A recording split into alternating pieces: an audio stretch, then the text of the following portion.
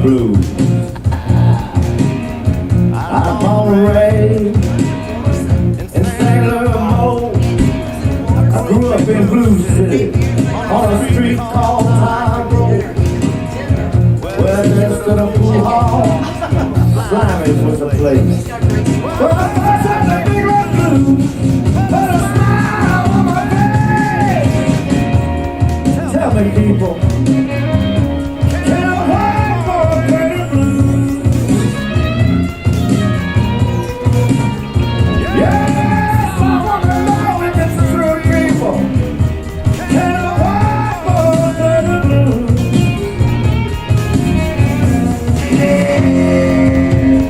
You know, when I first heard those sounds, I knew I had to play, so I started asking around. But a man said, hey, you want to learn to play the blues? Learn to play them right. Make it easy, sing to it in the wee hours of the night. Tell me, people, can I wait for a play the blues? Yes, I want to know if it's true, people. Can I wait for a play the blues?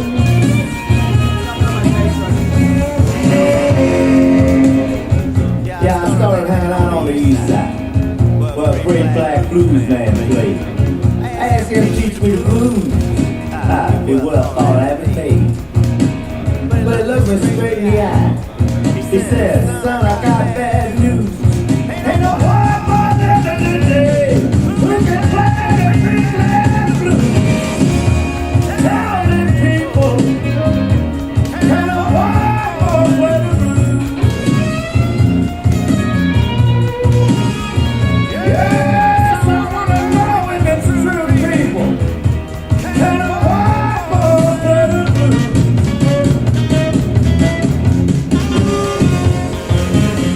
I've never been so mistreated. You wouldn't teach me that sound. But I'm a tired old man. I stole everything he put down. It didn't take too long, people. Prove it now to you. Listen to a white boy. Let us have one big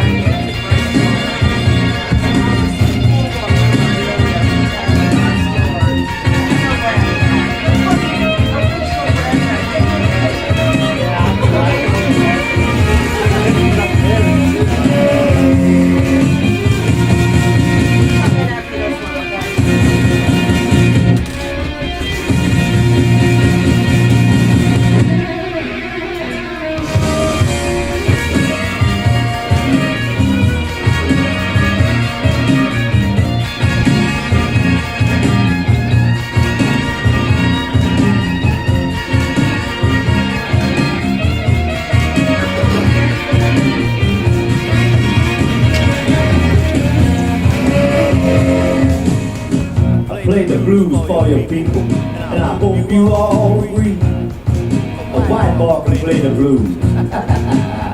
White boy just like me. If you ever need St. Louis, take a message from Blues Ball people.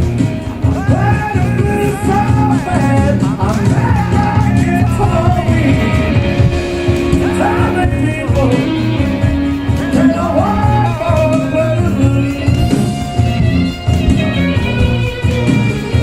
Yes, I want to know if it's true, people. Can I wait for a play the blues? Yeah, can I wait for? Yeah, can I wait for? Yeah, can I wait for? Yeah, can I wait for a play the blues?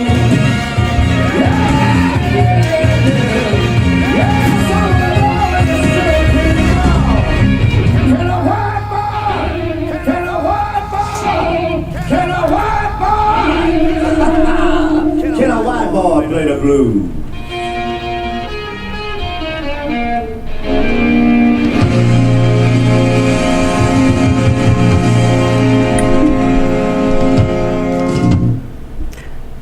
Yes, he can.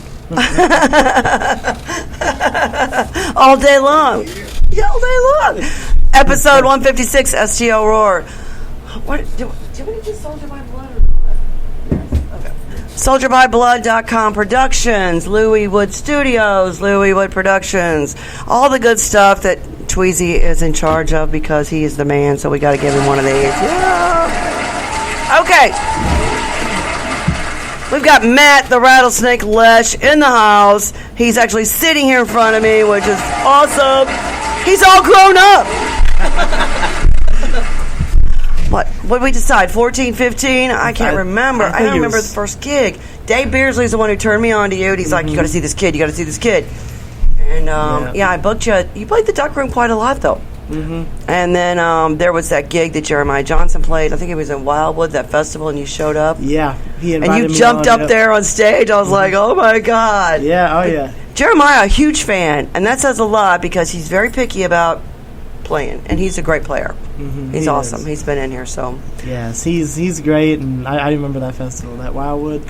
I remember he messaged me out of the blue once. I was just at home and asked me to sit in with him, and that's a huge honor. Ecstatic. Yeah, so ecstatic. He doesn't do that with a. I don't know of anybody else he's really actually done that with as far as a guitar player. Mm-hmm. Because he's just very meticulous. Mm-hmm. And you see where he's going great places. And you just came back from Europe?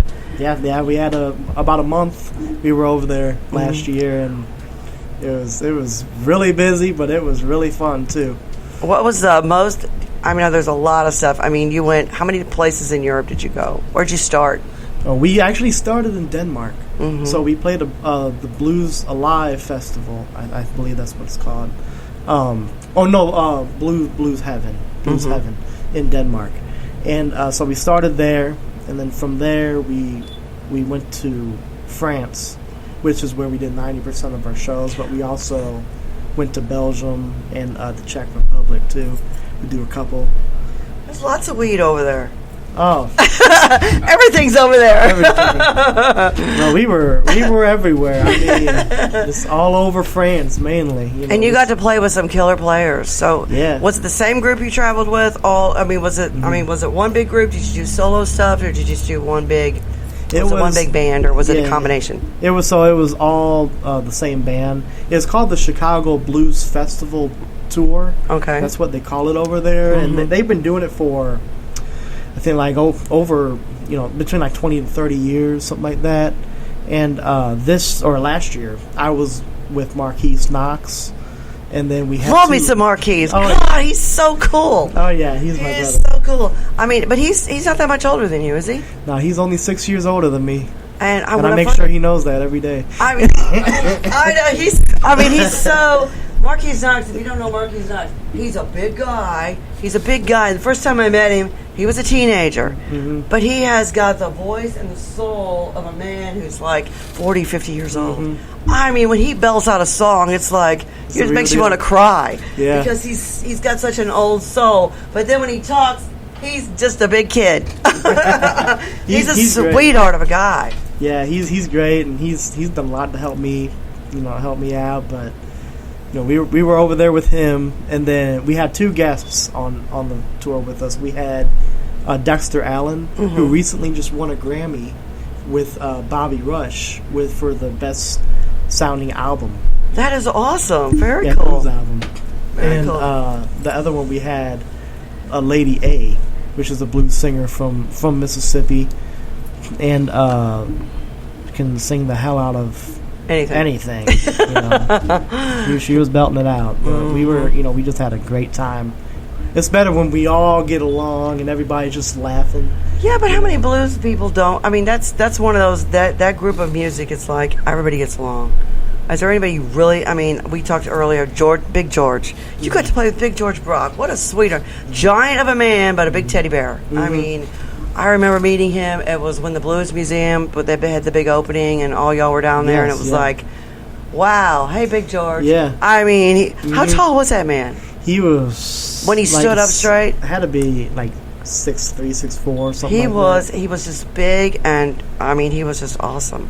And you got to play with him a lot. Well, he was my mentor, and I was with him for 7 years up until he passed in 2020.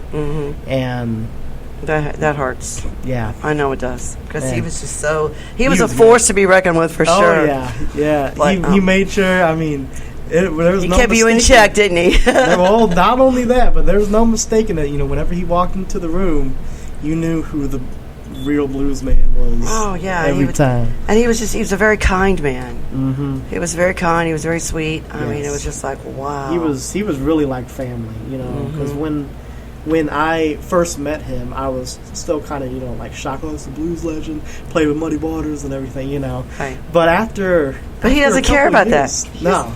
Because he's so low key. I mean, he was just so it's just another guy I played music with. No big deal. Yeah, and he, the amount of stories, first of all, is just crazy. But after a couple of years of playing with him, that kind of initial shock wore off, and really just became like, I was just like, hanging with a friend or like family, just playing,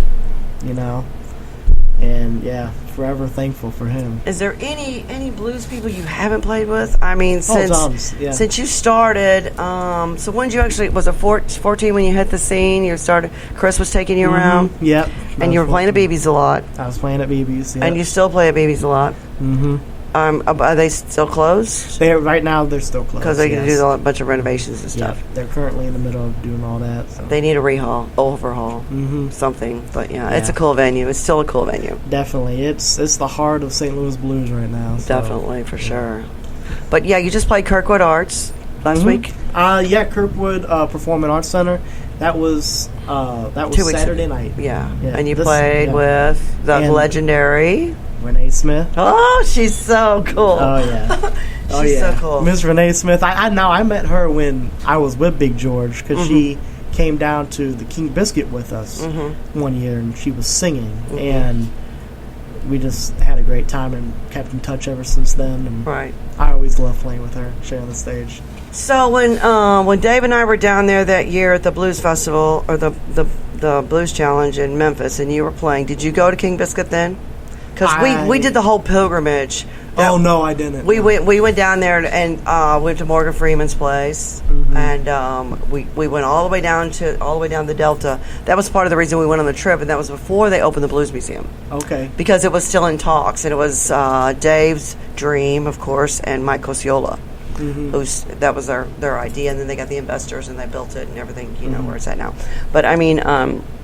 Yeah, that was very interesting to see where they did King Biscuit Flower Hour. I was like, holy! I mean, it's almost like hollow ground. It's like, it is. Yeah, I know. Yeah, King Biscuit is. I mean, I'll be down there actually this year with Marquise. Oh, very cool. And I haven't been down there in some years now, but I'm excited to get back down there. But you're right. There's multiple stages, and driving in, you wouldn't think that this was an area for a big blues festival like this, but then all of a sudden, right, there's so many people, right, just out of nowhere. That's very cool.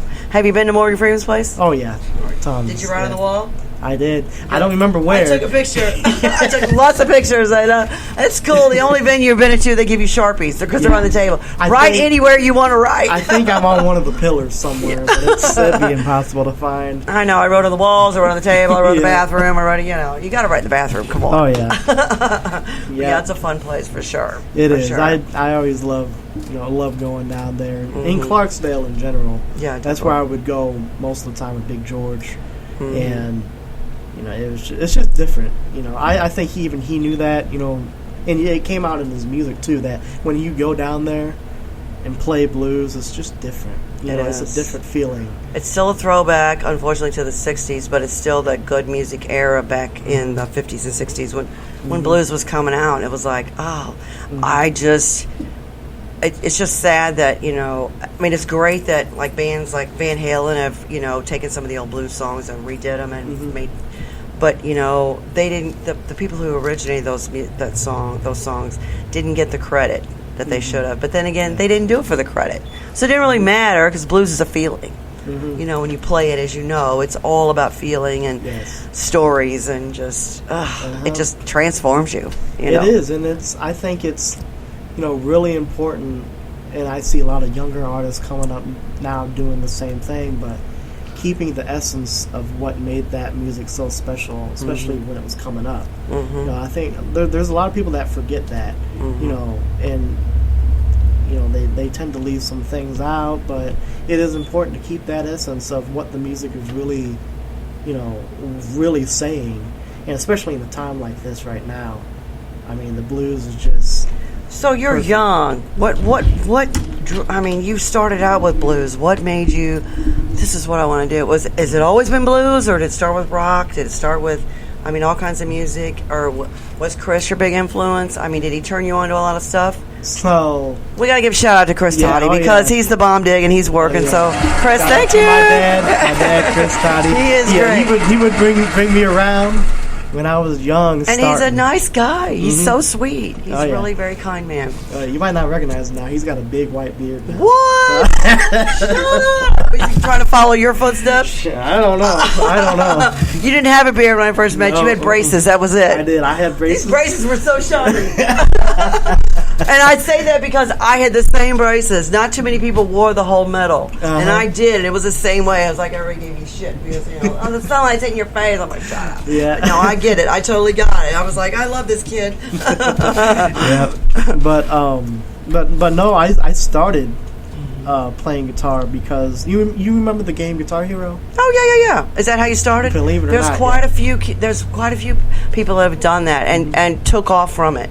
It's really. It's an easy way to learn guitar, It is. and yeah. if you stick with it, you can run off from that and where you're at now. Well, you know? I think I do think it's you know it gives you a lot of influence to want to learn guitar because it's so. You know, you're pressing buttons and doing all the motions. Well, it makes it easier because you see the people you like to watch, and you're thinking, "I wish I could do that," and then you do it, and you learn from it. You know. But my dad wanted to get me a guitar just to see what would happen, and then I eventually took off. You know, I really loved it, but I started playing. Did you do jam nights? Did he take you to jam nights? A little later on, yeah. Probably about a couple years in, we started doing that. But at first, I started playing like rock, just stuff that I was listening to. I was really big into Metallica at that age when I was 11 and 10 years old. You know, Metallica, all those 80s hair bands, that was my thing back then. And eventually, I learned of a small guitar player named Jimi Hendrix. Little bitty guy. Yeah, a little bitty guy. Little bitty guy. You know, he might get famous one day. You know, if he keeps practicing. Yeah, exactly. Yeah, saves in the practice room. Yeah, he definitely heart and soul, blood, sweat, and tears. Everything he played, he was amazing. I mean, you felt it. You were on stage with him, just because of how he played and how he presented himself, and just everybody was there. Yes, you were there. Yeah, you were bending and just well, the thing that still to this day, you know, whenever I listen to him, I always pick out something new that I've never heard before. You know, whether it be something in his tone, what he's doing on the guitar, or something. You know, and there's not a lot of artists really, in particular, that does that. And so he really turned me on to a lot like the more blues. What about Stevie Ray? What about Stevie Ray? And he's the other one too. Because I'm noticing you changed your hat. Oh yeah. You went from a fedora to the Stevie Ray hat. Oh yeah, I get a lot of compliments. I said yes, definitely. I mean, you totally earned it for sure. But I mean, it's like there's the influence right there. Yeah, he is. You know, definitely a force to be reckoned with. Yeah. You played with Picardo, haven't you? Oh yeah. Yeah, super. Yeah, yeah, you know, of but course. you've done the whole thing. Yeah. Sweet guy. He is. He's definitely a force to be reckoned with. He is For sure. Oh yeah. But they introduced me. You know, Stevie and Jimmy. I started looking at their influences, and that's what got me back all the way. You know, the original blues, and I just kept going. I'm still going. You know, Right. I'm just learning as much as I can, whether it be blues or whatever it is, blues, jazz. You know, on those lines. So your new single that you have out. That's not the only one you've gotten. That's not the only one you have.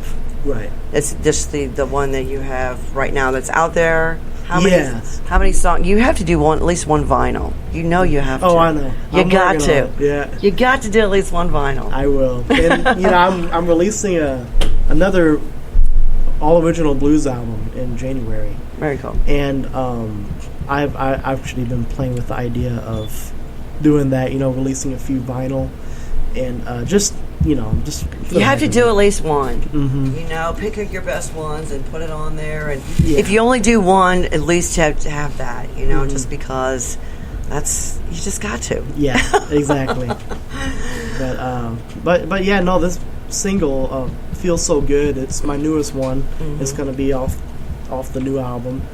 And before that, in 2018, I had another album I released called Furious Strike, Mm-hmm. which mixed some originals and some covers Mm-hmm. and all that. I did that while I was in college. So, me personally, when I go back and listen to that, I just hear myself in a stage of, like, I don't really know how I want to sound yet. Right. So, and not to say that's bad, but I was still really exploring my sound then, and not now. I feel much more confident and comfortable with my sound and where I'm going with it, and so I'm really excited for this new one to come out.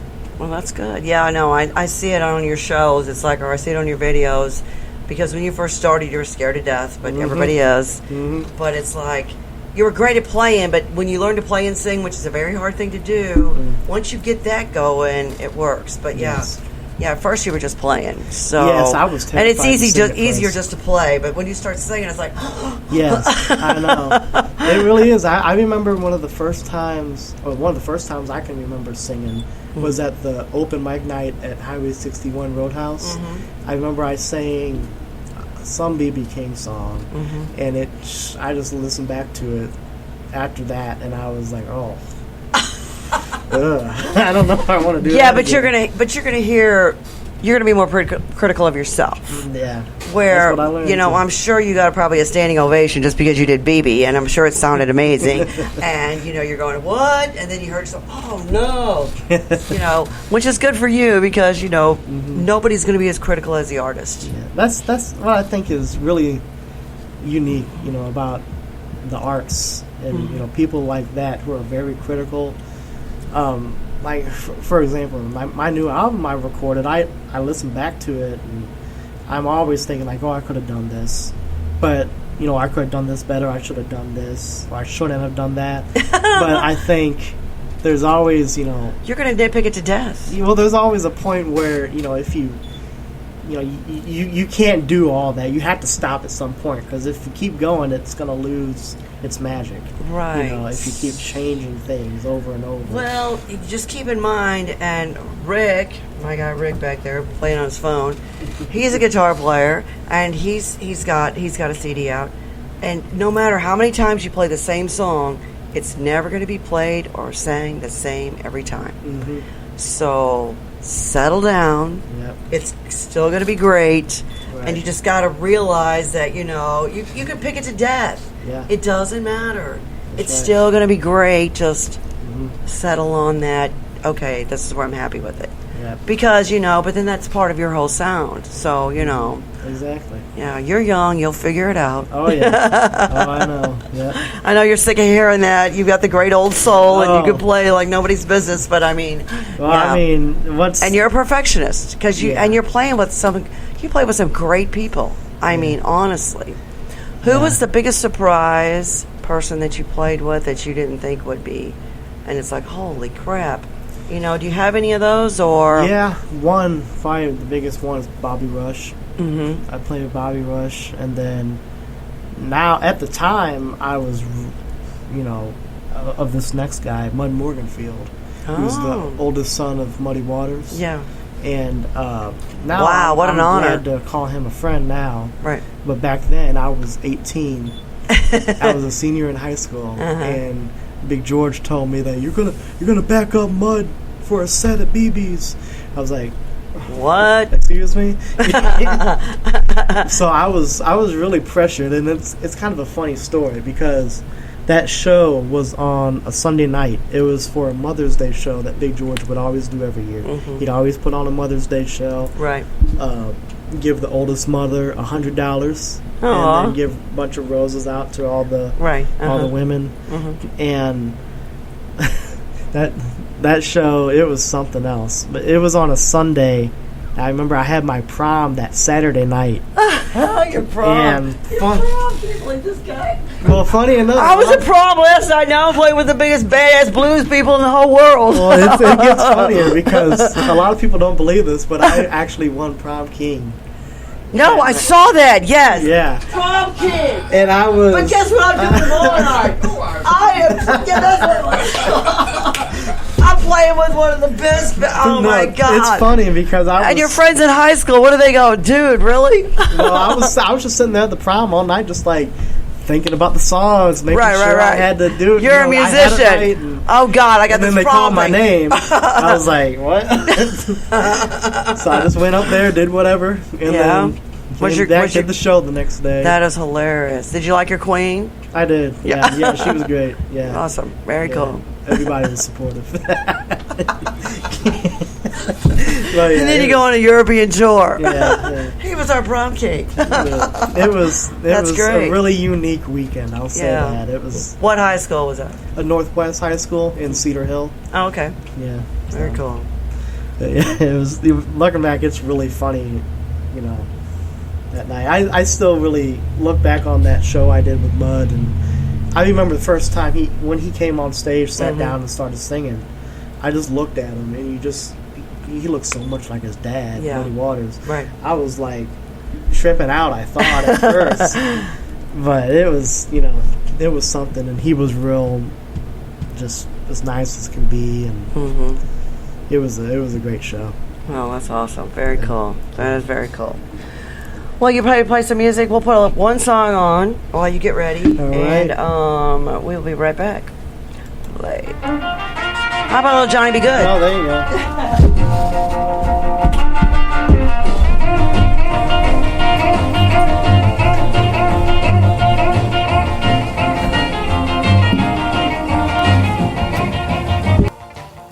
Deep down in Louisiana, close to New Orleans, way back up in the woods among the evergreens, there stood a log cabin made of earth and wood, where lived a country boy named Johnny Be Good, who never ever learned to read or write so well, but he could play a guitar just like a ringing a bell. Go, go!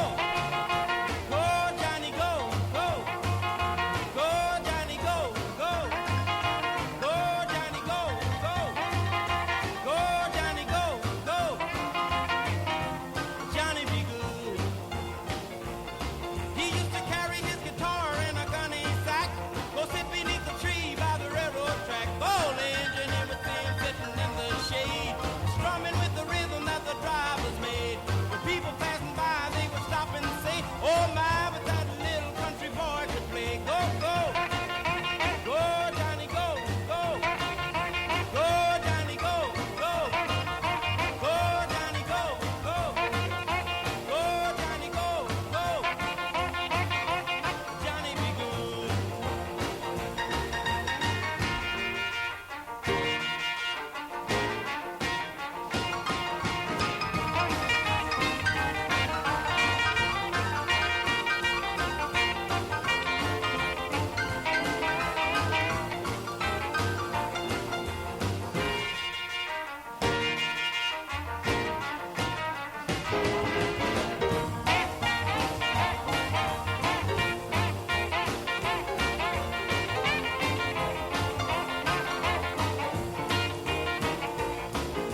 His mother told him someday you will be a man, and you will be the leader of a big old band. Many people coming from miles around to hear you play your music when the sun go down. Maybe someday your name will be in lights saying, "Johnny, be good tonight." Go, go, go, Johnny, go. Go, go, go, Johnny, go. Go, go, go, Johnny, go. Go, go, go, Johnny, go. Go. Johnny Be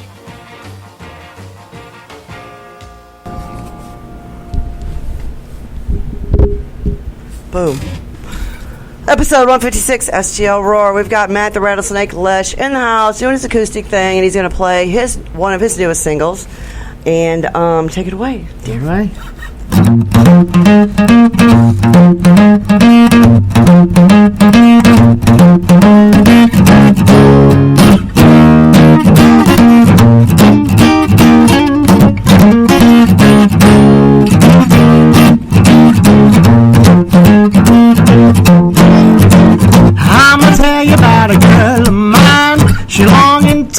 she loved me all the time. She my baby, and she made me feel so good. When she crashed my back, she combed my hair. She even made my breakfast and she bring it to the bed. She my baby, and she made me feel so good. Well, she my little baby, sweet like cherry wine. I hope that she will love me until the end of time. Scratch my ground, and that's all night. Don't mess with my woman, cause I put up a fight. Cause she my baby, she made me feel so good.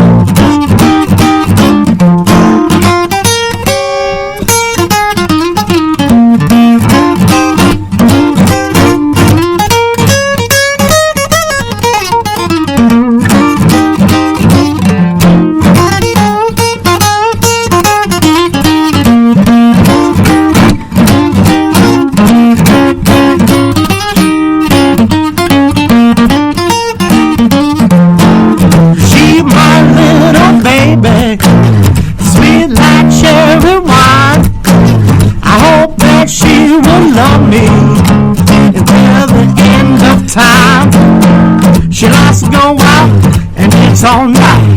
Don't mess with my woman, cause I put up a fight. She my baby, but she made me feel so good. Well, she my baby, but she made me feel so good. Well, she my baby, and she made me feel so good.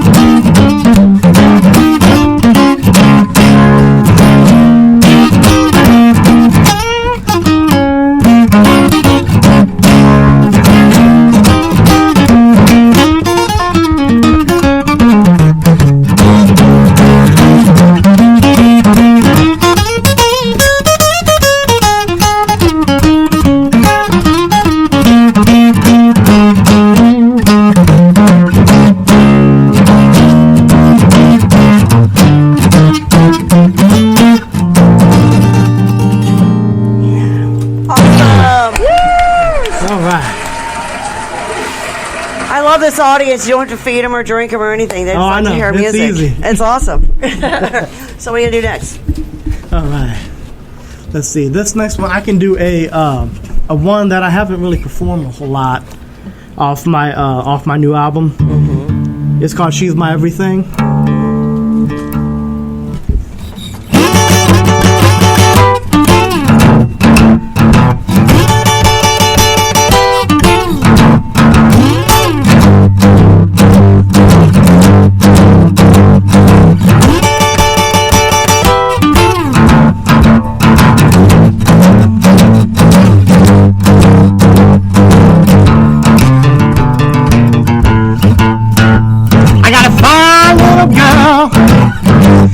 Treats me like a king.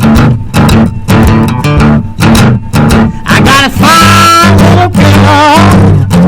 She treats me like a king. Well, she's my red hot mama. She's my everything. Go to work in the morning, I get home late at night. No matter how long I'm gone, she still treats me right. I got a fine little girl. She treats me like a king. Well, she's my red hot mama. She's my everything.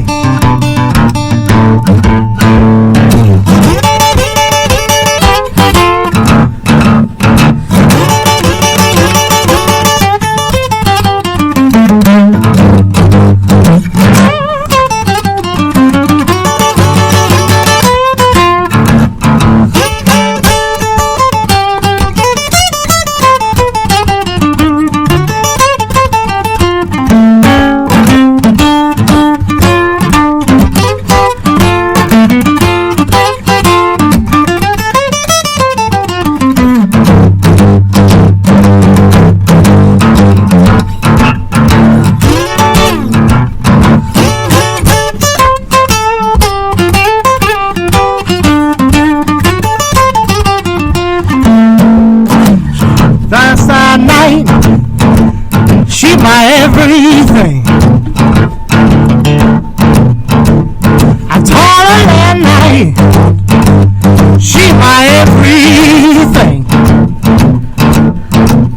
Well, she my red mama, she my everything. I got a fine little girl, treat me like a king. Got a fine little girl, treats me like a king. Well, she my red hot mama, she my everything.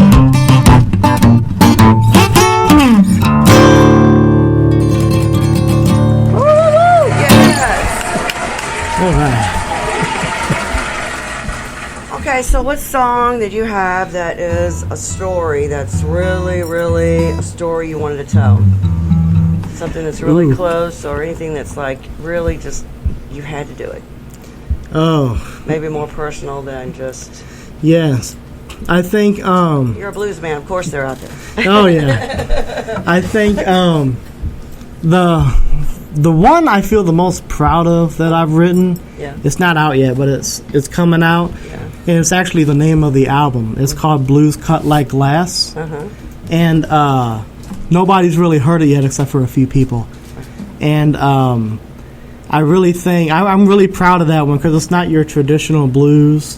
You know, it's a little bit different and more contemporary sounding. But the words and the where it goes musically, I think it flows together real nicely, and that's something I'm real proud of. And I also arranged and wrote all the horn parts on it, and so that's another thing that I'm also real proud of how it turned out. And Are you using the Dogtown horns? no, I used actually a lot of friends from when I went to Webster University. Oh, right. Yeah, a lot of people I played in the jazz band with. Oh, very cool. Like Ian Bushman. Mm-hmm. You might know him. Yes. He played on it with me, my friend Ben Schaefer. And then actually the leader of the jazz band, Dan Smith, played trumpet on it with me. And they sounded phenomenal. That's awesome. Yeah. Ben Schaefer, not Bennett Schaefer. Right, Ben Schaefer. Yeah. Right, not Bennett. That'd be your drummer. Yeah, unless he plays horns and he's not telling me. So I think he's just a drummer. But yeah. Well, that's awesome. Very cool. Well, do you know Kayla Mancuso? Yeah. You know, she went to Webster. That's right. And her band is from Webster. Mm-hmm. You know, Crystal Lady, which is Joe Mancuso's daughter. Yeah, and exactly. You know Joe. I know Joe, yeah. Oh, what a sweetheart. He's a total crooner. Yeah, he was at the show at the Kirkwood Performing Arts Center. Oh, was he? Yeah. He puts on that whole Oh, is he the thing. booker? Is he the booking guy? Yeah, he was doing the sound, and he's got great job. He's got a great ear. He does. You know, and he's been working with his daughter, you know, when she started her band, and totally different. Have you seen him do rap? You should make him do it. It's hilarious. Oh, jeez. When Okay. she was on my show, do you remember when they came in, brother and dad? So Kayla and her band came in, and the drummer's dad and Joe, of course, were here, and they got up. He put his hat on backwards. Totally. This is a guy who sings freaking, you know, Perry Como and Frank Sinatra. Yeah. He's up there doing it. I was like, what is wrong with you? Oh, but he pulled it off. They both did. It was like, bring your dads to work day. You know, it was hilarious. Wow. But That's no, funny. he's very universal. But yeah, his total thing is, you know, doing the old crooner stuff. But he's great. He's got a great voice. He does, yeah. And I remember he's great. Kayla when I first met her. I think she was 12, running around her dad's gig, and I'm like, oh my God, she's adorable. Yeah, she's just being a kid, you know. But Yeah. I know, now she got her own thing going yeah, on. she does, and she's great. Yeah. She's great for sure. So let's hear your song. All right. You know, Big George, did he hear this? Or No, he never had the chance to hear it. But he would love it. I think he would really love it, yeah. He was. And yeah, so I've actually never performed this before, so you're getting the first. All right, we'll take it all day long. Let's see.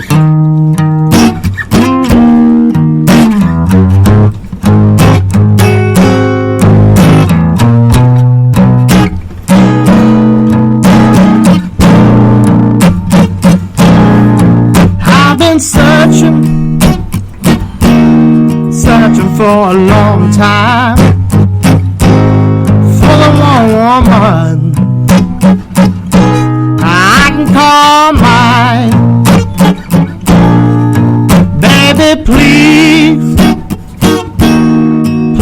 come back to me. I need your love to set me free. Well, there's been good times, there's been hard times. I took these blues all the way down the line. At the end of the day, when troubles come to pass, you know these blues, they cut like glass. They cut like glass.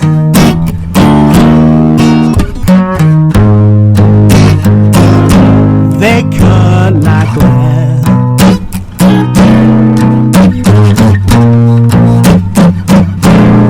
I need you so bad, I don't know what to say. You're the only one who can rid me of this pain. I waited so long to be where I am today, to take these blues and throw them away. There's been good times, and there's been hard times. I took these blues all the way down the line. At the end of the day, when troubles come to pass, you know they blues, they cut like glass. They cut like glass.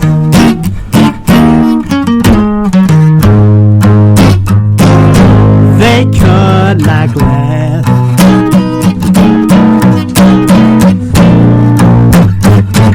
You know those blues cut like glass.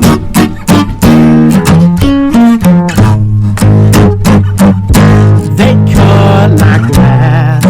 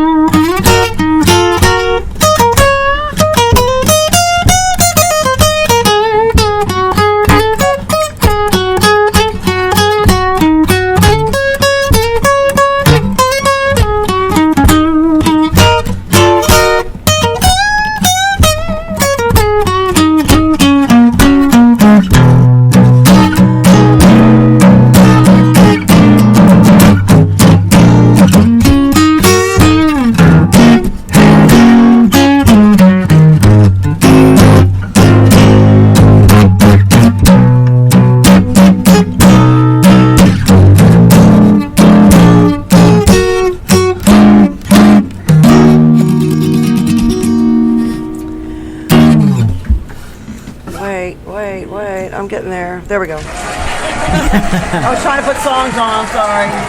Thank you. My multitasking is not so great. That was freaking amazing. That's great. That's Thank awesome. you.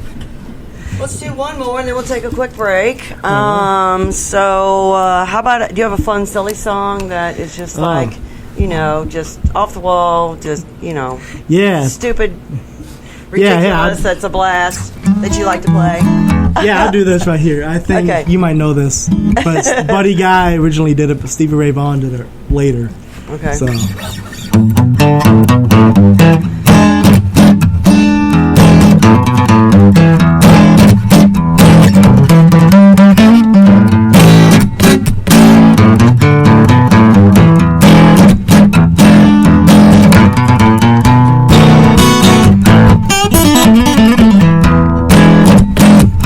Mary had a little lamb whose face was white as snow, yeah. Everywhere the child went, the little lamb should go, yeah. He followed her to school one day, teachers rule. What a time do they have that day at school.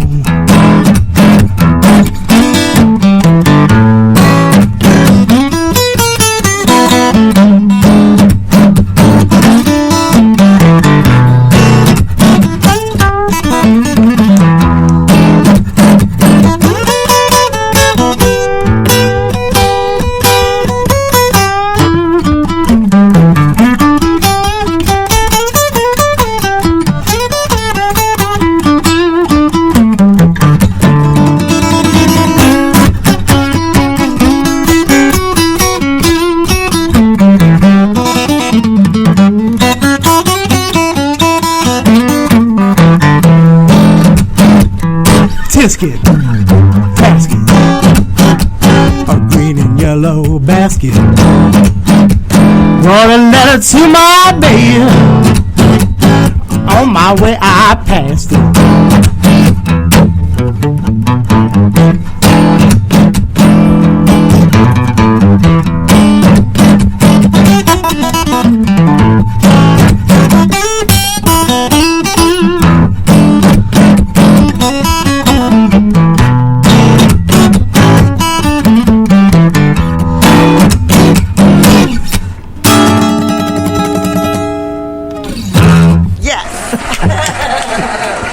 I think that's probably the most famous song, inspired by a half-assed nursery rhyme, Yeah. Oh, I know. That was great. That's awesome. Yeah. We're going to take a little break. We're going to start a little Crystal Lady, wine, and whiskey and cigarettes. I'm sorry. My bad. Sorry, Caleb. Episode 156, Matt the Rattlesnake Lesch. Oh, the Rattlesnake. Who gave you that name? Because we know you strike. Oh, so who was it, Chris, or was it who? So I believe it was at the Blue City Deli. Somebody said, I don't remember who it was, but they said when I'm on stage I'm as unpredictable as a rattlesnake. Yes. But Big George really solidified that. Well, because that's all you need. He would call me that all the time because he heard my nickname was Rattlesnake, and that's all he called me. Him and David D. Right. I don't think David D even knew my real name for a long time. That's he just hilarious. knew me by Rattlesnake. Well, on break, I'm going to show these guys that picture. When you see his little face at 14, you would not... Rattlesnake? Really? Are you serious? Mm-hmm. I'm not kidding. It's hilarious. He still has that baby face. You're going to get carded forever. Grow the beard. You're still going to get carded. Hide it. You cannot. Bless your heart. All right, well, listen to a little Crystal Lady. We'll be right back. Boom. Listen to Kayla's voice. She's amazing. Oh, yeah. Oh, I know. Yeah, she's...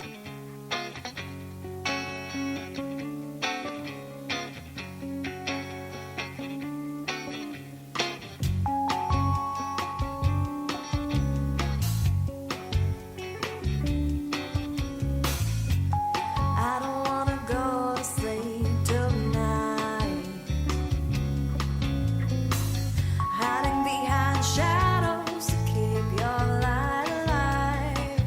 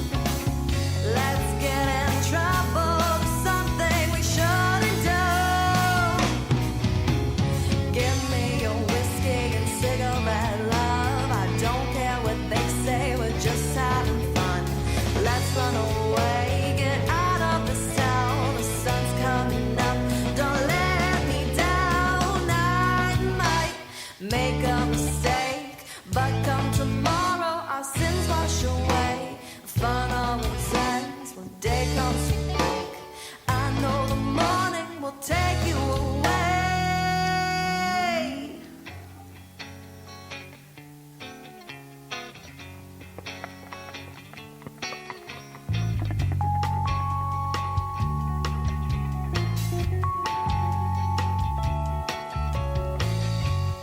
I don't wanna go to sleep tonight, hiding behind shadows, keep your light alive. I don't wanna stop and feeling high. Let's keep running from the sunrise.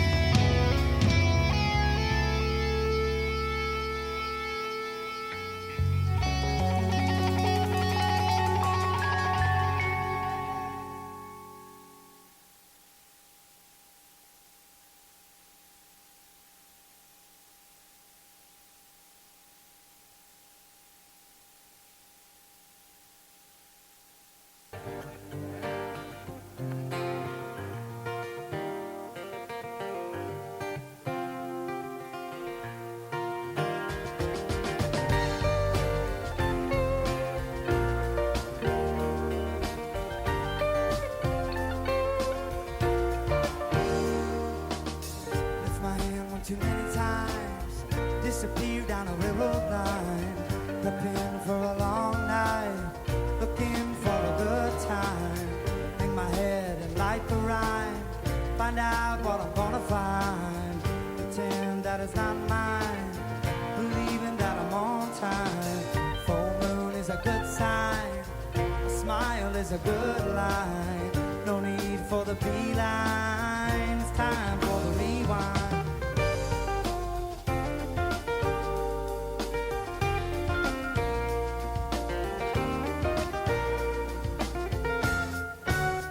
On my way to a heart of steel, town after town on engine wheels, got lost looking for a love deal. Year after year it's getting real, watch out, it's a burnt meal. My heart is a burnt field, my love is an ideal.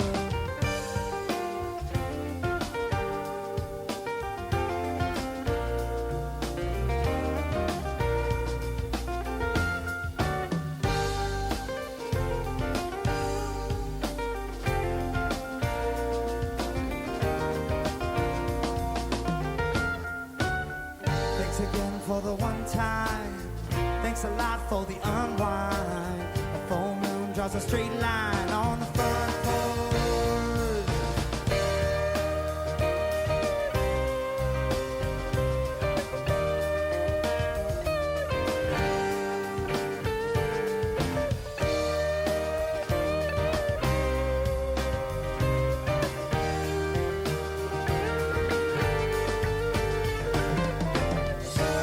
Sunset and rise, feeling wise and lonely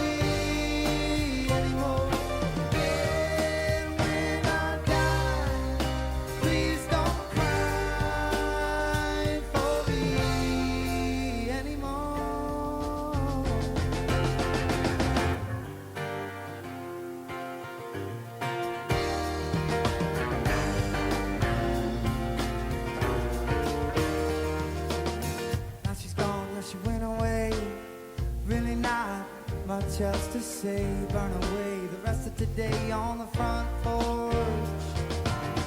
Curious what you had to say. I can't remember how I got this way. I can't remember what I did today on the front porch. I wish there was a better way. I'm thinking of some better days. Thought I wasn't gonna stay on the front porch.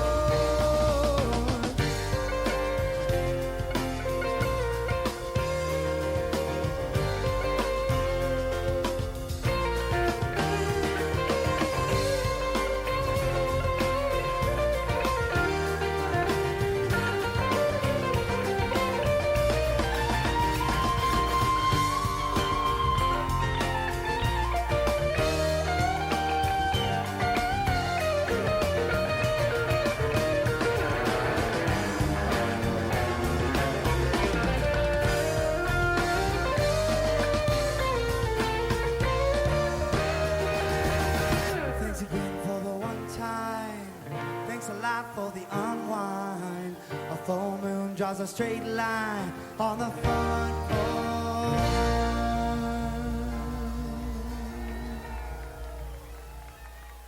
My mama dressed me like the Mardi Gras. My mama dressed me like the Mardi Gras. My mama dressed me like the Mardi Gras. My mama dressed me like the Mardi Gras. You ask me where I get my style. There's something there in that pretty boy's smile. Should be the prize of the Veil Profit Ball. Before you dance, girl, gotta learn how to crawl. My mama dressed me like the Mardi Gras. Now down in Shiloh, they'll be dancing in the streets, shaking their hips.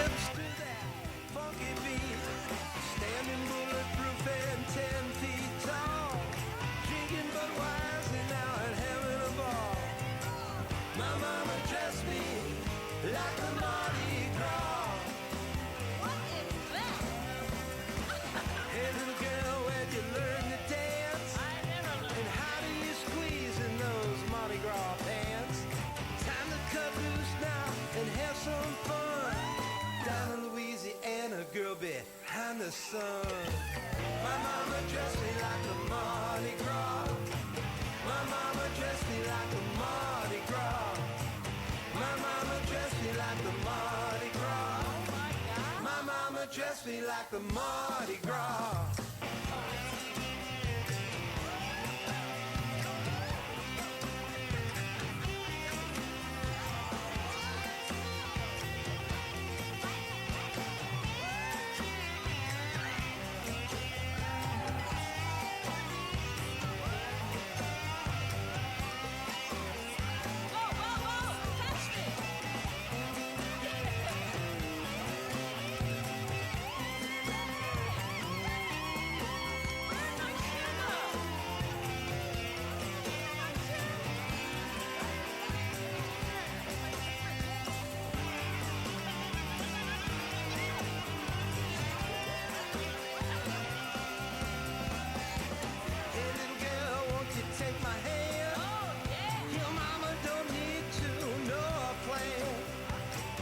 Gonna leave all those troubles behind.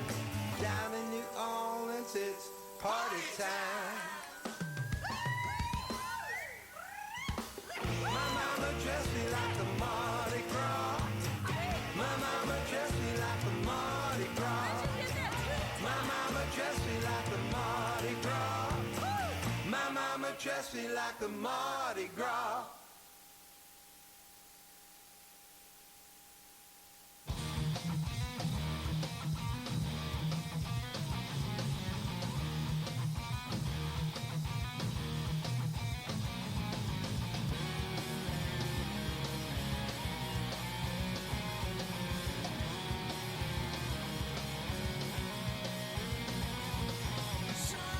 Suffocating smiles only lasting for a while.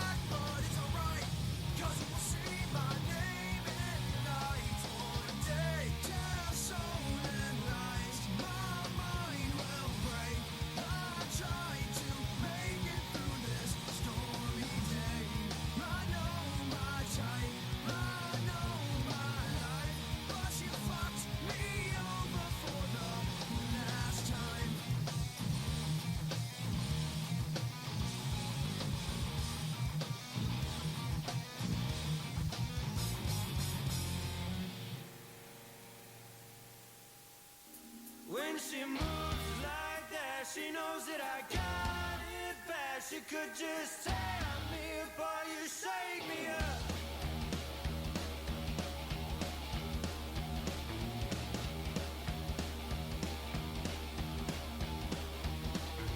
I gotta tell you, you got me aching. All this love, my heart's been taking it.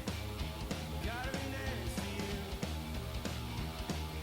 I gotta tell you, you got me going, stealing my breath. There's no mistaking truth. You know just what she'll do. And when she moves like that, she knows that I got it bad. She could just tear me apart, you shake me up. With a heart that's strong, this feeling just can't be wrong. Way that you turn me on, you shake me up. Take my hand, what's left for the guessing, coming to you. I ain't messing around. I ain't messing around. Come now, baby, don't you know I'm going crazy? Oh, what else can I do? You got me swearing, how am I to be prepared for these feelings I never know. When she moves like that, knows that I got it bad. Could just tear me apart, you shake me up. With the heart that's strong, this feeling just can't be wrong. Way that you turn me on, you shake me up.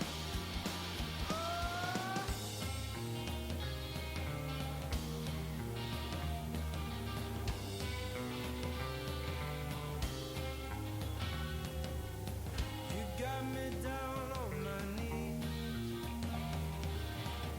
Sleeve ahead like you can't believe. And I'm singing, baby, please. Say that you love me. Say that you love me when she moves like that. She knows that I got it bad. She could just tell me, body, shake me up. The heart that's strong, the feeling just can't be wrong. The way that you turn me on, you shake me up. And when she moves like that, she knows that I got it bad. She could just tell me apart and shake me up. Shake me up. Shake me up. Nah, shake me up. Nah, shake me up.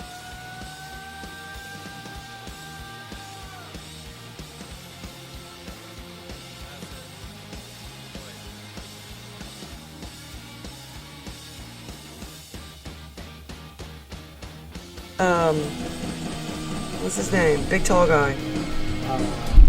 I interviewed him at Old Rock House.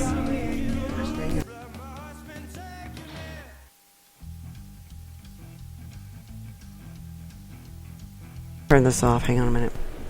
I am not paying attention to this. We're just talking blah, blah, blah. Sorry. Episode 156, Matt the Rattlesnake, Lesch in the house.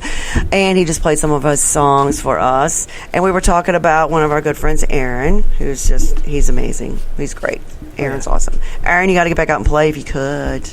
We'd love to hear you. I got some work for you. We got some stuff for you. Yeah, he's really cool.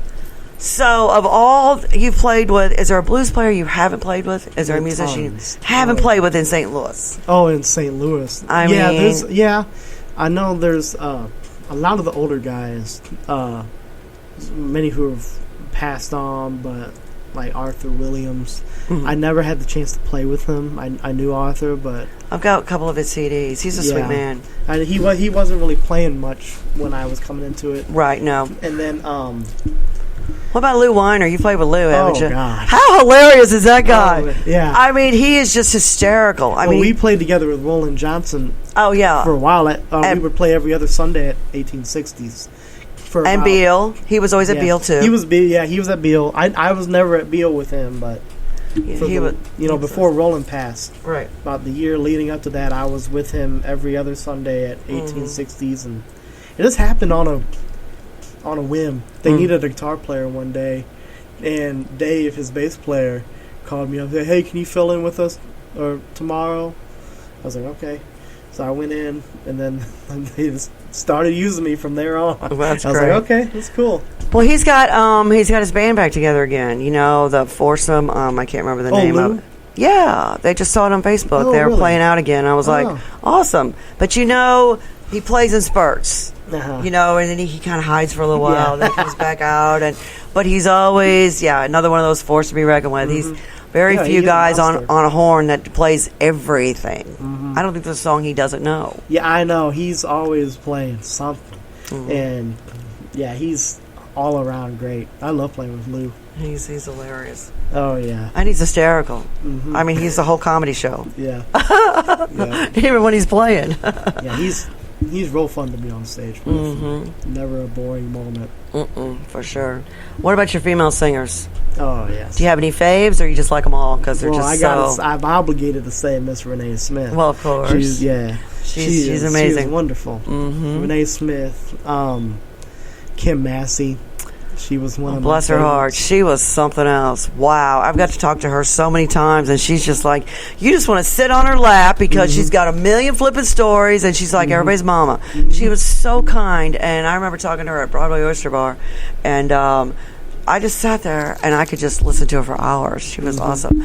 Couldn't get her on the show because she had her prior obligations and her health and issues and stuff like that. So, but yeah, it was... yeah, she sang all the way to the end. She with her boots on. I mean, she was just. I'm sorry, her dainty little shoes. She was very much the lady for sure. Oh, yeah. You know, I mean, it was What all a voice. Yeah. What a Oh my! powerful voice. Holy cow! Yeah, she was something else. And you did not ever cross Miss Kim. She was right, and that's the way it was. And you're not going to tell her anything different because she was right. You know, but you didn't want to mess with her, that's for sure. no, she was awesome. She was just great. And then you got Miss High C. Miss High C, yeah, she's C, great. Simon. Now that's Roland's sister. Not sister. I don't think they're related. Well, that's what I was told. But then again, you know, your family doesn't always have to be blood. Exactly. That's right. You know, right. so. Has But nothing yeah, to do with it. I know they're great. But yeah, you got to play with her. Yeah, and It was the whole band, or was it? Did you guys just do something small? When you- High C. Yeah, High it was C the and- whole, it was the whole band. Yeah, really? I've sat in with her. She sat in with me. We've been on shows together, kind of with Roland and all that. And then, although the main one, I think the first full show I did with her was a couple years back when we did the Solar B3 Festival. I was. Yeah, that was a playing great with show. her, yeah. It was hot, but it was fun. Oh yeah. I know. Jeez. Yeah, that You was- always wear too many clothes. But you're always styling. You got a great style. I got that from Big George. Yes. If you weren't dressed to a T, Right. you know, he might have been blind, but he had a way of seeing. Oh, yeah, you had couldn't to, tell. You had to be looking sharp. And You he know. always did. Oh yeah. He always did. He was always dressed. Yeah, I was like, you know, I mean, the first time I saw you, I was like, I told Dave, I said, this kid has got some style already. Yeah. And he can tear it up. So I was It's awesome. important. You don't want to go on stage looking like you just came out of Walmart. No. You know. So it's you really you want to at least put on something to be presentable. Definitely. You don't want to go out there in shorts and. Well, especially if you're I see a lot young. of people doing now. Well, especially if you're young, you got to take people have to take you seriously. So you Yes. have to look like you know what you're doing and not just some kid playing dress up. Yeah, exactly. So, no, you totally did it for sure. And so, have you talked to Jeremiah recently, or do you keep in touch with us on Facebook once in a while? Yeah, or? every now and then. Yeah, I haven't talked to him in a while actually, but I have been wanting to actually reach out because I have some ideas about. Hopefully, we can collaborate in the future. Well, he does a show at Redfish Bluefish on. I think it's once a month on Thursday night. I'm not sure which one. I want to say the third Thursday, but I'm sure if you walked into that venue, he would throw a guitar at you if you didn't have one with you and say, "Get your ass up here and play with me, kid," just like you used to. Yeah, you were so nervous that day at Wildwood. I could see it. I was pretty nervous, And, especially, mainly because it was Jeremiah. It was Jeremiah. Jeremiah I don't know if he knows this or not, but before I even got into the music scene, Jeremiah was the first local blues guy I met. Right. This is before I met, before I really got into it. Right. I was watching Kenny Wayne Shepherd, and he was in St. Louis, and Jeremiah was opening up for him. And that's where me and my dad met Jeremiah, talked to him a little bit. And then some years later, I ran into him again. He was doing a duo with Joe outside the Hard Rock Cafe. Right. And I met him there and talked to him a little bit. I used to have my braces and everything. Just you like had those that. braces for a couple years. I had them for too long. I remember I wore the same ones. I Yeah. remember I was like, oh, I love this kid.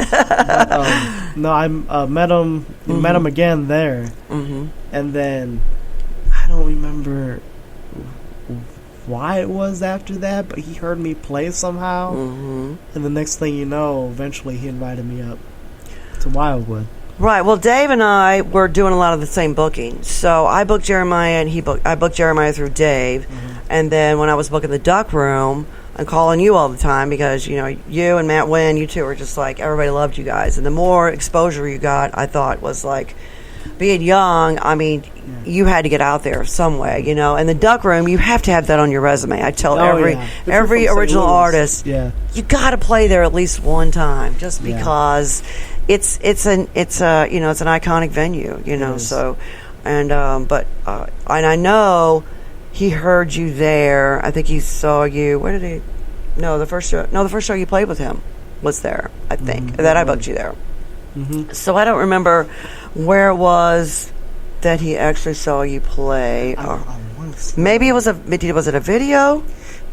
Maybe, but I know it was live. It was somewhere, BB's or somewhere. Because I remember booking it him. It was at a big event. I know that. I booked him when I booked him at that event. I told him that who was going to open for him, and I don't remember if he knew who you were then because you played Wildwood later on with him. And I want to say maybe it was some type of benefit. Possibly. Or something at BB's or something. I don't know. I don't know. But, when Jeremiah first went to blues, it was he was in a band called Nexrad, which is X-Rayed spelled backwards. And I ran into him at, he opened for Blind Melon. He opened for a lot of bands, but he was doing a lot of rock and roll cover stuff. And when I ran into him at the Shanty, Devin was in town playing, and he had Bobby Schneck Jr. playing with him. Oh, okay. And they were playing at the Shanty, and I ran into Jeremiah then, and he said, I'm putting a new band together. Would you help promote? I said, of course. Let me know. Get your players together. That's when him and Jeff started playing together, and the original drummer.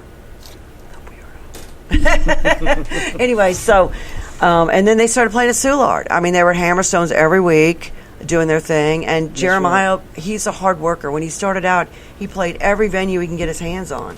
But when he talked to me that day at the Shanty, he said, I'm getting back to my roots, which is blues. It's what I always wanted to play. Done with the rock and roll stuff. It'll be a combination of stuff.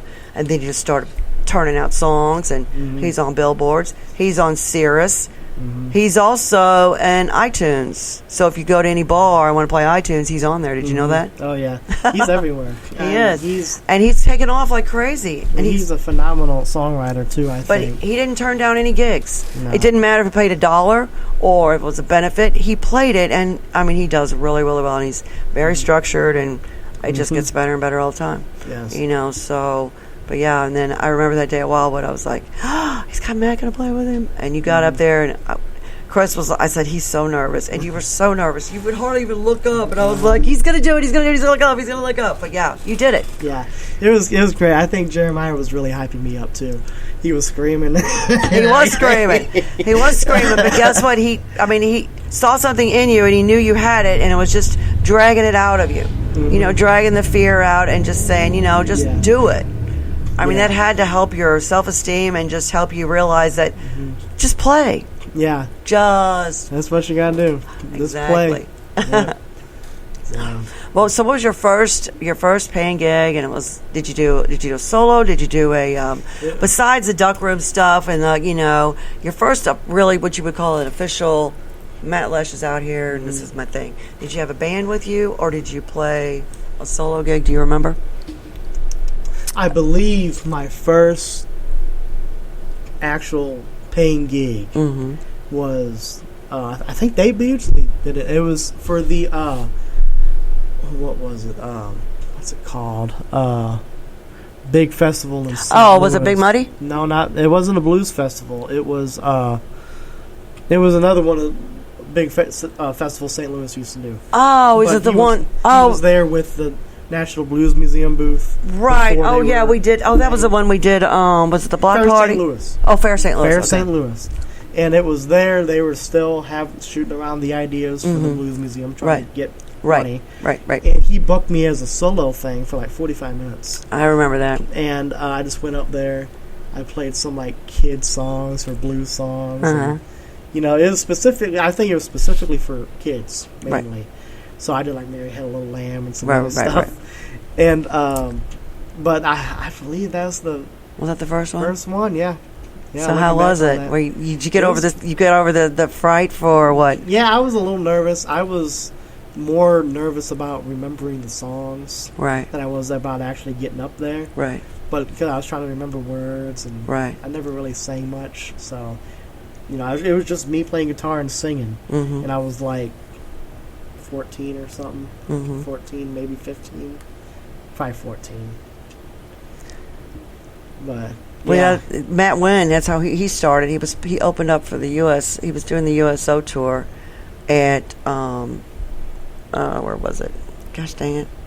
He was at the pageant, and Matt called me. He said, "Oh no, it wasn't Matt. It was a guy that I knew from Contemporary," and he said, "Get down there and see this guy. He's 19 years old. Wait to hear him play." And he wrote a song about a serviceman being in the Army, and it was a great song. It was a tearjerker song, but he was already writing his own songs, and he got up there, and he had his harmonica, he had his guitar, his ukulele, and he got up there, and he started playing, and I just stood there, and I was like, oh, my God, this kid's only 19 years old. Great songwriter.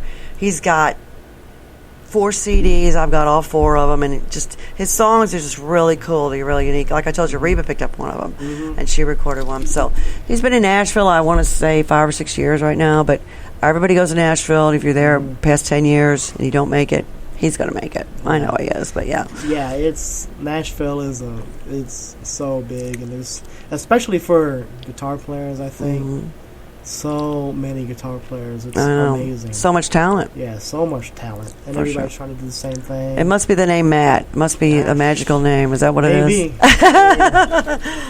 is? So Hopefully. when he got off the stage, I mean, his parents were there, and he's from the Flint Hill area. Actually, it's St. Paul, outside O'Fallon, way out there. And his parents told me, they said he has autism, but you outgrow it. He did outgrow it, but he's that high functioning. I mean, his songs are like crazy. I mean, he's in his, what is he, 30 now? He might be 30 now. I'm not sure, but yeah, he's on his way. So you will too. Yeah, You're there. I'm trying. You're getting there. But and Chris is your dad's been a huge influence, taking you all the shows, and Oh yeah, I know. Yeah, if it wasn't for him really taking me out, and, he's been your best cheerleader for sure. yeah, and he still forcing is. me on the stage, basically. He would really tell me, like, get up there, or he'd advocate for me, like ask the band for me to sit in. I remember he did that. That was the first time I sat in with a band. It was the Kingdom Brothers. Oh, And those guys are great. It was I was 14 at the time, and it was at the Chesterfield Amphitheater. They had a big talent show, and I was in the talent show. I think I was doing Voodoo Child or something. And that night, my dad asked the guy in charge if I could sit in with the band, because he heard they were a blues band. So, and then the guys, they eventually said yes. And then he comes back. My dad told him that, oh yeah, he knows all those songs. And then he comes back. He goes, I just told him you know all those songs. So, and you're sitting in. So you better be ready. And then they went, oh my God. And then they called me up, and it was fun. Yeah. Me and Ron Roskowski were going back and forth, trading licks and stuff. And Yeah.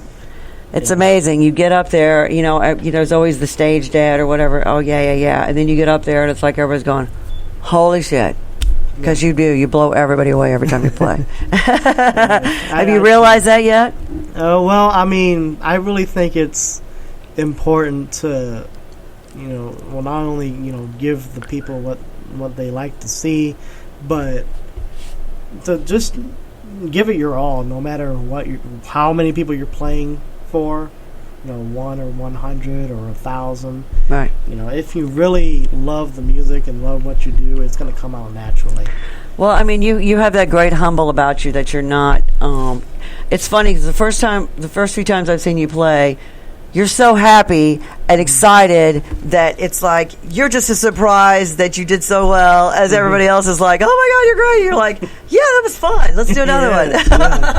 You're like a little kid with a new toy. Let's do it again. Let's do it again. Especially when you got great people playing with you, it makes it so much better. If everybody's in the same mindset. That's like, yeah. It's just great to watch you play. So, how about some more music? Would you like to play some more? I can try. You can try? Yeah. Well, just give it a little shot. Go ahead. I think you can figure it out. Episode 156. Matt the Rattlesnake Lesch in the house. I got to give a couple shout-outs. First to Miss Judy. My sister Judy owns Charlotte Pub. She is 24 years going strong, and we love Miss Judy, so we got to give her one of these. Woo, woo, woo, woo. Tom Turbrock, Real Rock Revolution. I haven't seen Tom in a while, but we will.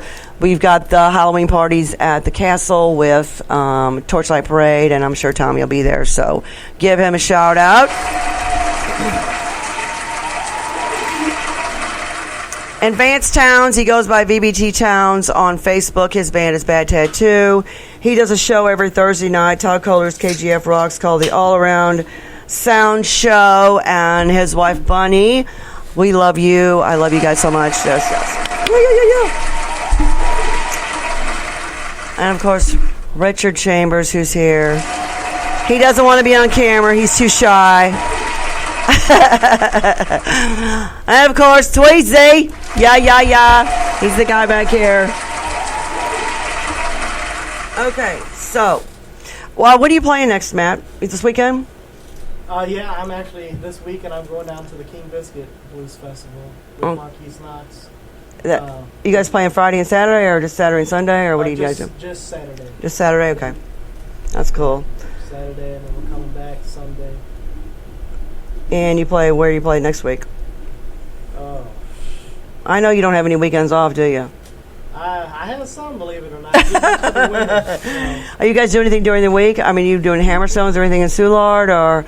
Not a whole lot. Nothing super consistent. Yeah. I know my next big show I got coming up is November 30th at the Blue House Theater in Warrenton. Oh, cool. And that's a great venue if you've never been out there. Is it just you, or is it a whole bunch of people? It's my band. Your band? Yeah, my band. So who's in your band? So we got Takora Morgan, bass guitar. Her brother Riley Morgan Jr. on drums and keyboards. Sometimes he does both. Right. Which is a sight to watch. Well, I'm sure. And we got John Erblick that plays harmonica with me, Johnny Diamond. And then sometimes we have my friend Luke Saylor. Oh, very cool. Very cool. Oh, speaking of, have you seen Peter Williams? He's oh my God, he's so cool. He's a legend. He is a legend. Yeah. He just played, was he just at Kirkwood last week? Where was he at? I believe it was some festival. Yeah, I can't remember who he was playing with. Yeah. Was it Bobby? No. I can't remember who it was. I think it was in it was a festival because there was a few people playing. Yeah, it was the Clayton Jazz, the Blues Jazz. That's what it was. Yeah, super cool. He's another Bobby's fixture. Another BB's fixture. He is for sure. Okay, so this song you're gonna play. All right, so I'm gonna do a cover of an old Jimmy Reed song. Okay. Baby, you don't have to go. Okay. This is one of the songs that Big George Rock and I used to do a lot. Every show. Who is besides Big George? Who is your favorite old blues guy besides Do you have a favorite? Local? No, one of the older blues guys that you're using. That you play their music. I'm a big Muddy Waters fan. Big Muddy Waters, yeah. Howlin' Wolf too. Mm-hmm. Howlin' Wolf is a big. I probably one of my favorites. I would say I'm really up there. You know, his stuff and specifically his voice. Mm-hmm. I've always been real attracted to his voice and how he sings his stuff. I love the old recordings where you can hear some of the scratchy stuff on there. It's like, man, if they had a killer sound system, what would they sound like today? You know, how amazing would that be? Everybody would be like, oh, but you know, but you guys playing it and keeping their music alive is what, you know, is amazing. So that's awesome. So, okay, let's hear your song with Big George. All right.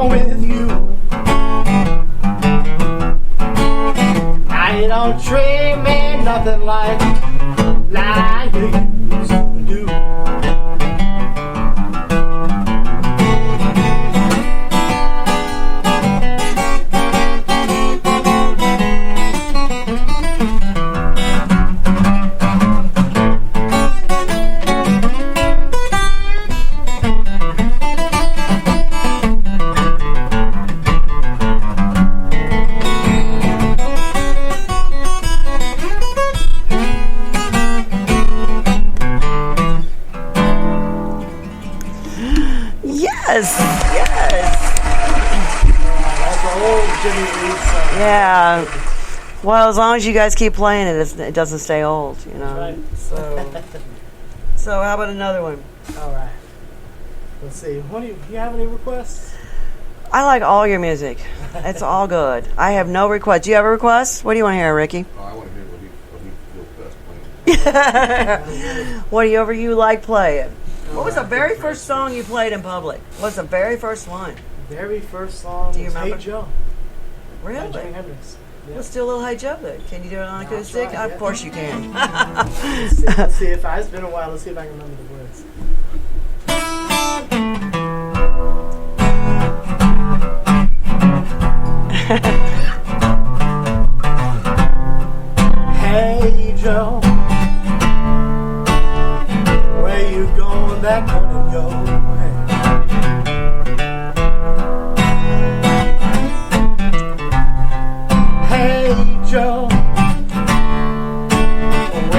gone and they're gonna go.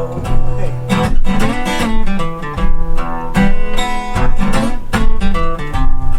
I don't shoot my lady. I caught her messing around with another man.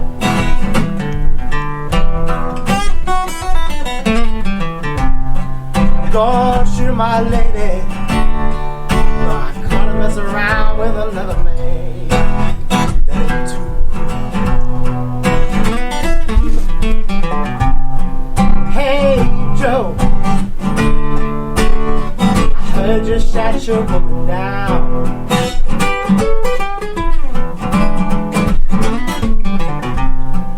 Hey Joe, I heard you shot your woman down.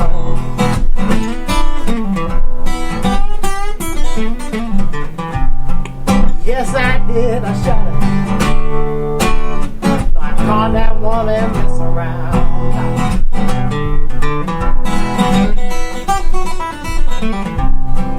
Yes, I did. I shot her. I caught that woman mess around. And I gave her the gun. I shot her.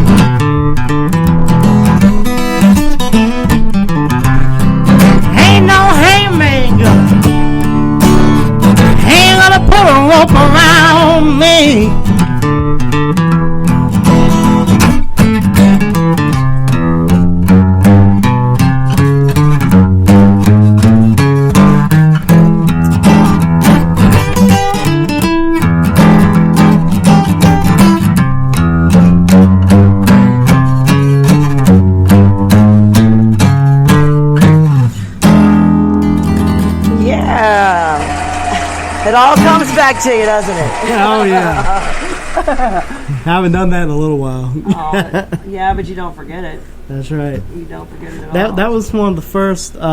Rich McDonough. That's what I can remember. Rich McDonough. Big Rich, of course. Of course. He could palm your hand with his... Oh, yeah.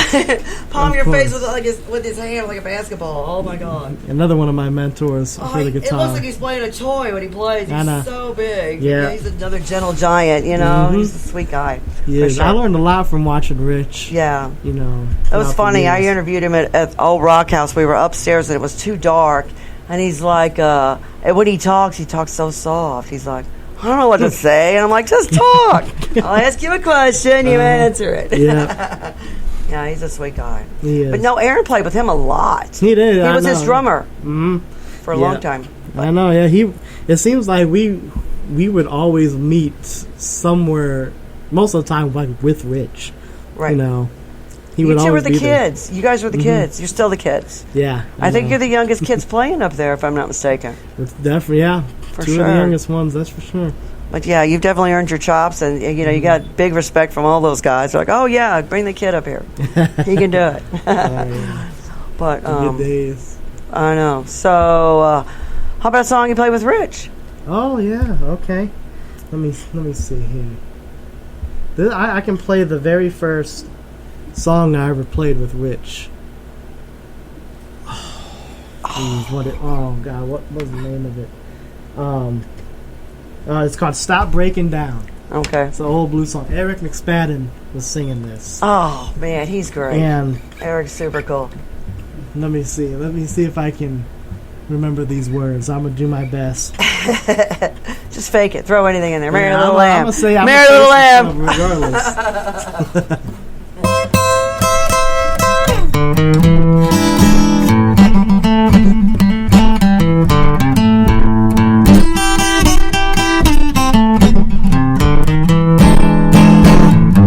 Every time I get to walking all down the street, some pretty woman goes down and stop breaking down on me. Stop breaking down,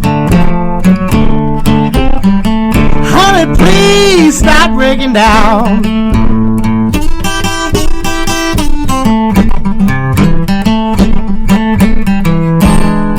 When you get to worrying, I was gonna make her lose your mind.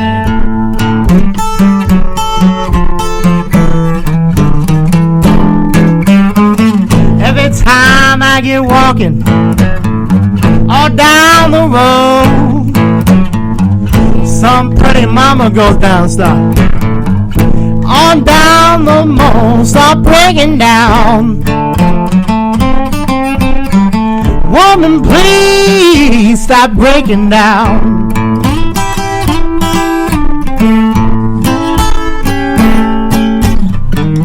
Can't let your darling tear my good reputation down.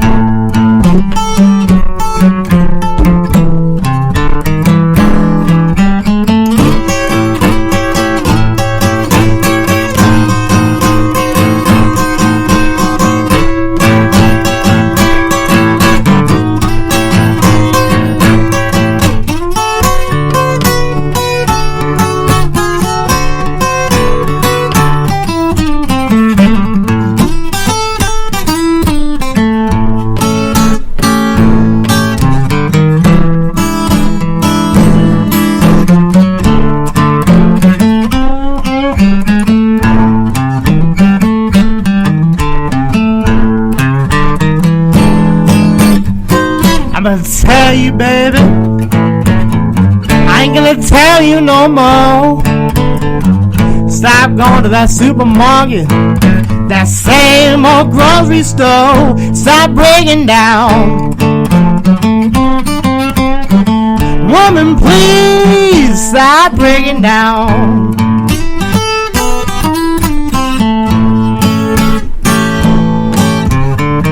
I can't let you, baby, not tear my good reputation down.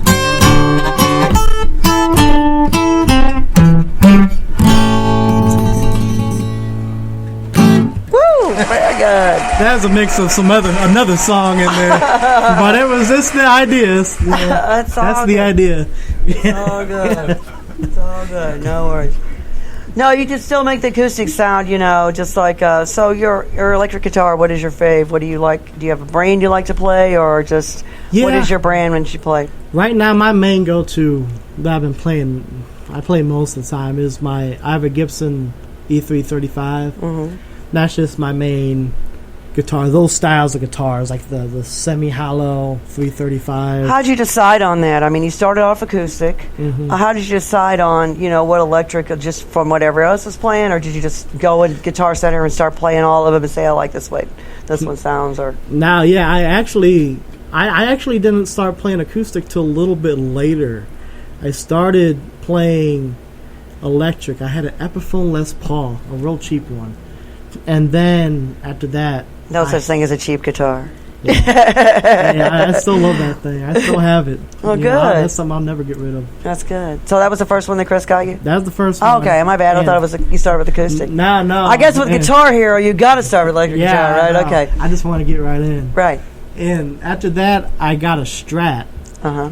I still love that thing. Yeah. But then when I was 16, my dad got me a Epiphone Dot, which is basically a 335, Right, like right. the cheaper version, Mm-hmm. and fell in love with it. I got it for my 16th birthday, and it just kind of became a part of my sound because I not too long after that, a couple months after that, I met Big George, and every time I wasn't playing that, he would get upset. He loved that guitar. I played a different guitar with him once, and he was blind; he couldn't see. He could see though. He could hear a weird sound coming out. So every now and then he'd look like, "What is that?" Yeah. But wasn't his blindness gradual? It didn't happen until way later. Right, and it was like, even though he had a cane and people helped him with the stage, it was more like a lot of people didn't know he was as blind as he was. But he's got such great instincts that you couldn't really tell. He didn't act like he was a blind guy up there, because he's been on the stage for so many years. He played the same way. He did, and it was just like, I think everybody thought it was just because of his age, let's just help him up the stairs. But yeah, no, he was just one of those guys, exceptional human being for sure. And when I met him, he could see flashes, kind of, but that was about it, and like some shapes and stuff. Right. But not too long after that, he went completely blind. So you got a comment. Looks like Senior G E E. Who? Senior G E says he's killing it. Oh, Said he's okay. killing it. Senior G, whoever that is, maybe he's a friend of yours. I don't know. Oh well, thank you. But I gave him a like, Awesome. so I'm not sure who he is. Maybe he is one of your friends. Maybe he could just be a follower. You know who it is? He's one of your peeps. All right, you got good peeps. Okay, 2 more songs. So save the best for last. Oh wait, Ricky Chambers says he's watching. Hi, Rick. So, give us another song that gives you a good memory. Okay. Is it one of your own? How about one of your own? I can do that. Okay. So, let's see. A good memory. Or one that's really close to you or something. Yeah. I think it's going to be another song that Big George and I used to do. But we used to do so many songs. But this one in particular, we would do pretty much every show. I don't think there's a time we never did this song. But it's called Got My Mojo Working by Muddy Waters. Yes, I love this song. I've seen you guys do this song. Yeah. I remember. Yes, it's great. It's great. He just looks, even though he's blind, he's looking down. I'm going, yeah, that's your kid right there. Yeah. He adopted you for sure. Yeah. All right, so here's Got My Mojo Working by Muddy Waters.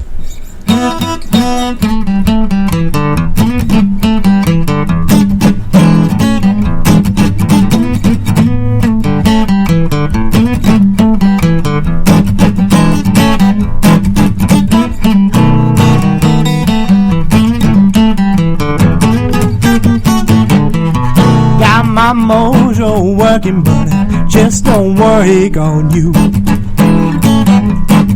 Got my mojo working, buddy, just don't worry on you.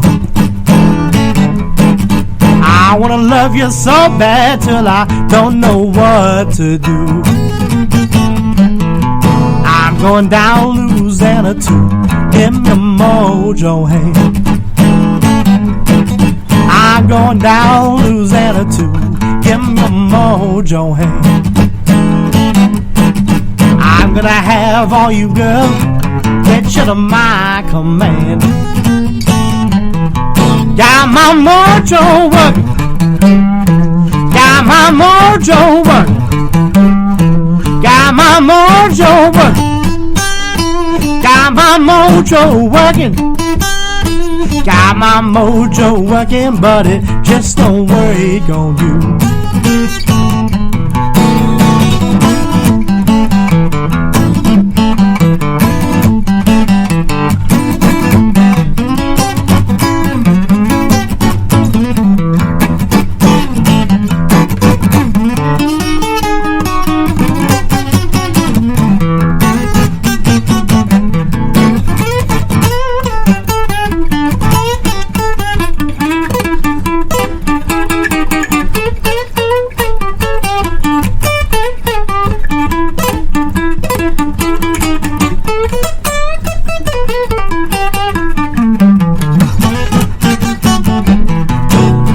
got gypsy woman giving me advice. I got gypsy woman giving me advice. I got a whole lot of trick, keep your hair all night. Got my mojo work, got my mojo work, got my mojo work, got my mojo working, got my mojo working, but it just don't work on you. Got my mojo working, got my mojo working, got my mojo working, got my mojo working, got my mojo working. It just don't work on you.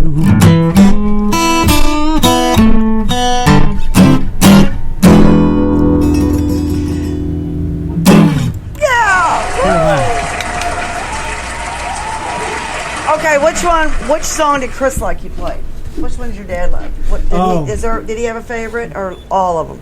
Yes, he does. He really likes a song called "Still Got My Blues." This was actually on my very first CD, but I redid it for this new one too, kind of in a different way.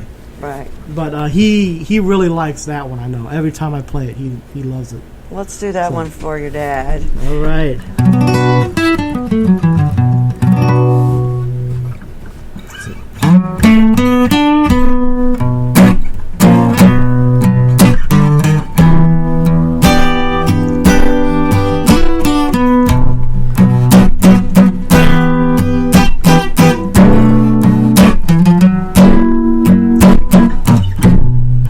You said that you love me. You said that you care.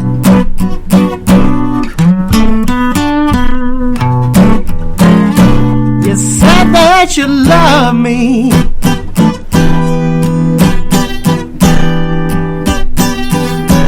You said that you care.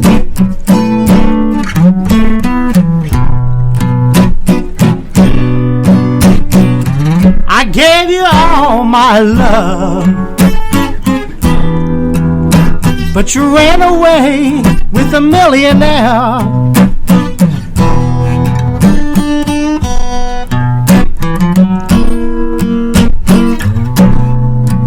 I wanna know, babe, what did it do for you?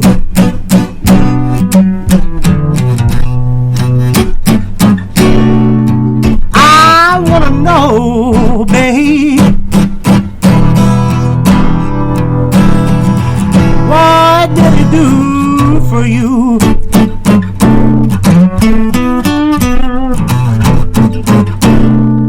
You know you're an evil-hearted woman, but I still got my blues.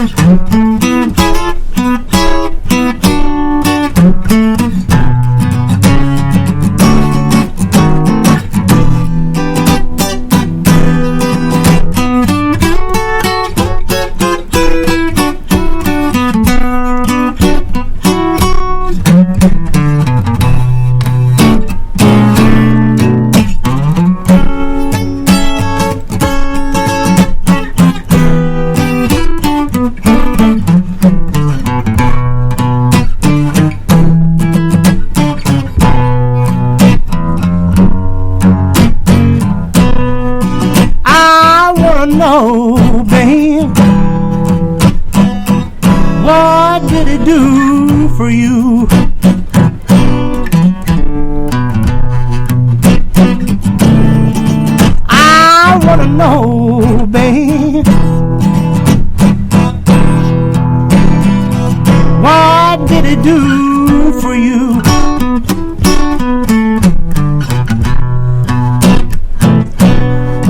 Wait on your evil hearted woman,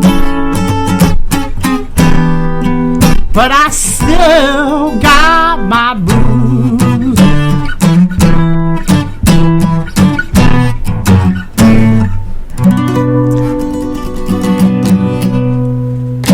Woo! That was awesome. Thank you. Thank you. Episode 156, Matt the Rattlesnake Lesch in the house. Thank you so much. You were great. And you're playing in King Biscuit next weekend, or this Yes. coming weekend with Marquise Knox. That's right. I've been trying to get him on the show, but he's so busy. He's always somewhere. I know he is. He travels a lot too. He does. Yes, I've been doing a lot of traveling with him here That's lately. good. So you guys are doing this show. What about any others in the future with him? In the future, I know we got. Let's see. We got a little run we're doing in Florida in December. Well, that's when you need to do it. Mm-hmm. Uh-huh. So that'll be nice. But hopefully the hurricanes will not be there. Hopefully. So is it a week-long thing or a couple it's weeks? About a week. You Yep. get a bunch of different venues, or is it a festival down there? It's a bunch of different venues. Oh, So cool. we'll be playing some clubs and some stuff for about a week. And then, funny enough, that week before that, I'm gonna be down there with Dylan Triplett, also doing a week. Oh, very cool. So I'm really gonna be down there for 2 weeks, about doing some shows. That's awesome. And Full then- bands or solo full duos? bands. Full bands. Yep, mhm. Very cool. That's awesome. And my next big show I'm doing is November 30th at the Blue House Theater Right in Warrenton, Missouri. That's very cool. That's awesome. Yeah. Tickets online, or you just buy at the door, or what? You can do both. You can buy Okay. online or at the door. I don't know if they have it listed yet, Right. but it's something that's going to be getting put out pretty soon. So Well, that's cool. It sounds awesome. Well, thank you so much for being here. thank you for having me. Of course, anytime. And of course, we will. I don't know who's going to be on next week yet. I haven't decided. Who hasn't said yes yet, but we'll find out. Oh, It'll one be a more big thing, surprise. Yes. If I may. Yes. I might have said this earlier, but I want to plug it one more time. Yes. I do have an all-original blues album coming out in January. Yes. We'll be releasing it. And we'll be doing an album release party at the National Blues Museum. Oh, very So cool. That'll be here in the next month or so that we'll be putting that out and getting all the information out on Facebook and my website. And Otherwise, your music's everywhere, right? That's right. YouTube, Spotify, Yep. all the venues. all the streaming platforms. And your page. There's a link on your Yes. page. That's right. Matt the Rattlesnake Lesch, and then your regular page, right? Yes. Okay, awesome. So your album release, you can have other bands playing with you, or just you? Yeah, so the goal is to have everybody that recorded on the CD on it. And I got some really... Is that place big enough? Oh, yeah. I We'll mean, make have it everybody work. who's recorded. I know you. You picked that guy and that girl and that guy and that girl. So a lot of the people that we had recorded, thankfully, we had the privilege of having the Michael Burke's rhythm section come in and record some Really? songs. Well, look at you. And I love them guys. Chuck Popcorn Loudon on drums. Yeah. Wayne Sharp on Yeah. keyboards. Yeah. Or organ, I should say, B3 organ. Right. And John Davies was laying down the bass, and that was Michael Burke's band for a long time. And so yeah, they came in, they recorded some songs. I had legendary Gus Thornton on What? bass, great friend of mine, and another younger blues guy. He's younger than me. He's in Nashville right now, but his name's Sean McDonald. McDonald. And he plays with ZZ Ward right now, amongst some other people.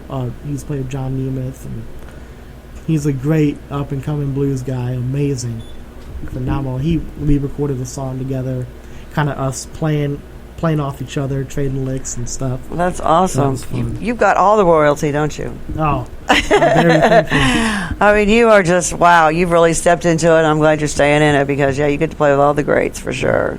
And, they all love you because it's like, oh, yeah, this kid he's good, Yeah. I'm sure you've learned so much you picked up something from everybody you've played with. Yeah, whether that be good or bad. That's right. Well, I you got to pick have up both. everything. Yeah, you have got to to. have both, Yeah. then you figure out, That's you will, yeah, definitely for sure. So, January, the album's coming out? Yep, coming out in January. Is it going to be vinyl or just? We'll have some vinyl. You got to at least do one. Yeah, I know. Yeah. At least throw one George song on there. Yeah. At least one recording with him. That would just. I actually got a song I wrote specifically about him. That's great. About how we met and about his life. And I had my band, who was actually also they were Big George's original band back in the day. Takora and Riley, they were playing on it with me, and we made it just sound, just tribute to Big George. Oh, yeah, definitely, for sure. It's really nice. That sounds awesome. I look forward to it. Okay, well, I guess we will see you next time. We're going to take a picture. We're going to get out of here. So thank you so much. Matt, you're awesome. Sweezy, Red Shard, peace out.